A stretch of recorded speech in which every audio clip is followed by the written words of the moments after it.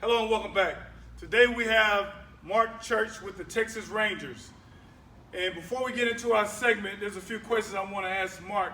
Well, with me being a pitcher, I want to get into the mind of Marc a little bit today. I want to ask you a question, Marc. What was it like being drafted out of North Atlanta High School? A kid from Atlanta, just getting drafted, and what was that like? What was the whole experience like? So for me, it was just basically a simple choice. When I got that call, it was unbelievable. I always dreamt of being a professional baseball player. So once I got that call, it was like my whole dream coming true coming up as a baseball player came true, and I finally got to fulfill my dreams. Okay, good. Now, I also heard that you were an infielder, a shortstop. Now, what made you switch from being a shortstop to being a pitcher? So I pitched from like 9 years old to about 13. I started playing shortstop, and then like last year, my last fall tournament, I just decided to get on the mound, and I haven't been on the mound in like 4 years. So I get on the mound, I'm throwing 90 miles per hour. So it's like, dang, I might have a future here, and I enjoyed it. So I took that whole off season and trained and became a pitcher. And the scouts, when I came out in the spring, the scouts started coming to watch. Wow. So you mean to tell me that you played shortstop coming through travel ball, but you still pitched? Yeah.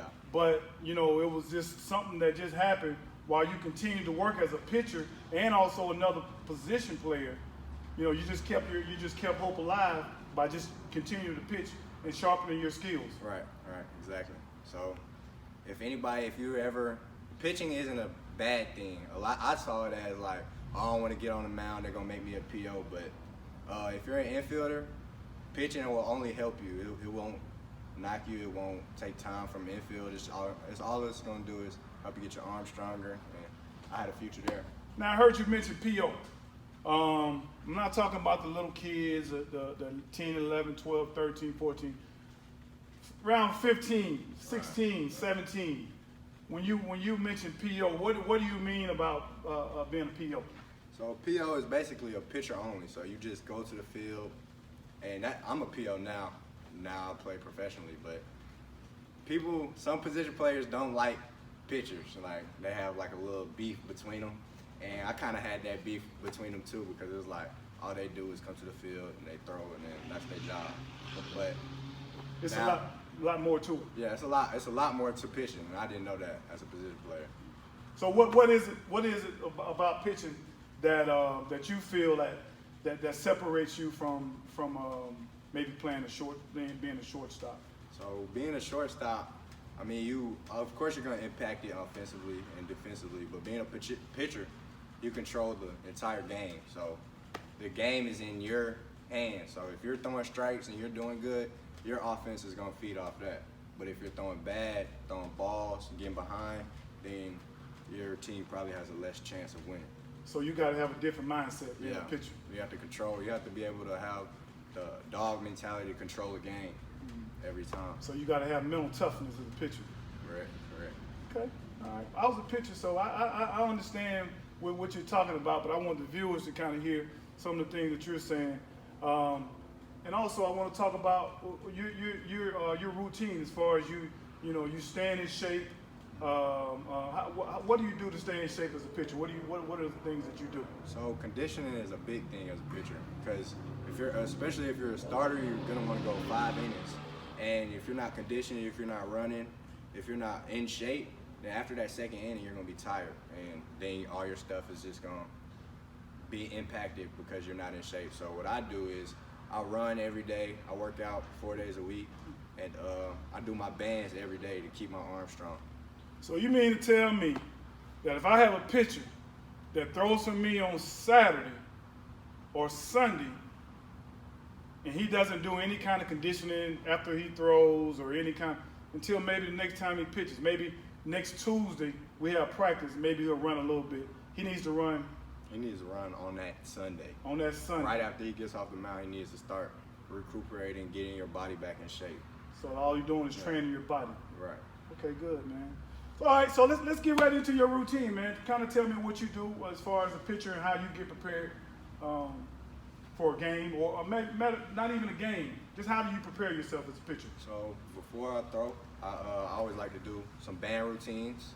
So I do, if I had a band, but I do like some reverse, and then Y's, T's, and A's, and then just to get my arm loose. And then when I get to throwing, I start with just flicking the wrist, getting the ball, learning how to get the ball off my fingertips, and using my fingertips when I throw, because that's really important, having backspin and knowing how to make the ball move as a pitcher. That's really important. So I kind of just try to learn how to use my fingers different ways. I'll practice with a changeup when I'm throwing. I'll practice with my slider grip just to get the different grips. So can you show us some of the grips that you use? So this is my four seam. Okay. All right. So basically, you're holding it on that horseshoe. Yeah, holding it right behind, keeping my fingers loose, and when I'm throwing it, I just focus on trying to get the ball off my fingers to come off this way. And then on my changeup, I kind of hold it in the back of my hand to create more friction. So I kind of hold my index finger right across this seam. It's kind of like a two-seam changeup, and trying to create more friction. So when I throw it, I'm throwing it the same exact way, but when I throw it, it creates more friction, so it'll be slower, but it looks like a fastball out the hand. And then I have a slider and a curveball. They're kind of really the same thing for me. Kind of throw a slurve, so I throw the slurve like this. Okay. Right here. So you're making sure your fingers are on top. Yeah. When you release. Making sure my fingers are on top and throwing it, releasing it just like a fastball, same arm speed. Same arm speed. Yeah. You're not slowing your arm down. Not slowing it down, not trying to create dip, but just letting the grip do the work. I got you. Okay. Well, what about slider? Yeah, I kind of throw both. Both of them the same? Yeah, Okay. Yeah, all both. right. Good, man. All right. Well, good, man. That was good information. So maybe you can kind of show us a little bit on the mound. You know, your delivery, why you're doing your deliveries a certain way. Kind of show the viewers, you know, what it looks like from a Texas Ranger pitcher. All right. All right. Cool. All right, Mark. So we're gonna let the viewers see what your mechanics look like. Maybe practice game situations. We'll just go through it. All right. So basically, I start from, this is a full windup. So this is when no runners are on base. You come from the full. So basically, I try to keep my head in the middle of my body the whole time while I'm pitching. So my head stays right here. I don't think too much about trying to load up with my front hip, like some people do, like, because that's gonna cause you being off balance if you're trying to load like this. But so I just try to keep it nice. And then what I do is I have all this weight in my back hip, and I take that back hip down.